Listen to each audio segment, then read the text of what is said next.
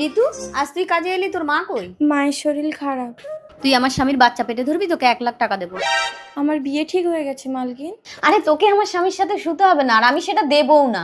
Doctor আমাদের দুজনের hormone নিয়ে তোর মধ্যে দেবে, তোকে জাস্ট বাচ্চাটা পেটে ধরতে হবে। আসলে আমার একটা বাচ্চা হচ্ছে না, তাই জন্মের পর কিন্তু ওই সন্তানের প্রতি তোর কোনো অধিকার থাকবে না। অসম্ভব। 2 লাখ। দেখুন, আমার ছেলে ডাক্তারি পাস করছে, নগদ 2 লক্ষ টাকা না দিলে বিয়ে হবে না। চলে আয় দীপায়ন। ভৈরব বাবু, তোর বাবা মারা যাওয়ার পরে কত কষ্ট করে লোকের বাড়িতে কাজ করে লেখাপড়া শিখিয়ে তোকে মানুষ করেছি। শুধু একটাই স্বপ্ন, তোকে ভালো ঘরে বিয়ে দেব, কিন্তু কোথায় পাবো 2 লক্ষ টাকা? আমারও তো শরীরটা খারাপ, আমি আর বাবুর বাড়ি কাজ করতে পারবো না। এক কাজ করি, তোর বাবার এই বাড়িটা বিক্রি করে দিই। না মা, বাবার বাড়ি বিক্রি করতে হবে না। আমি বাবুর বাড়ি কাজ করে 2 লাখ টাকা ধার করে তোমার স্বপ্ন পূরণ করব মা।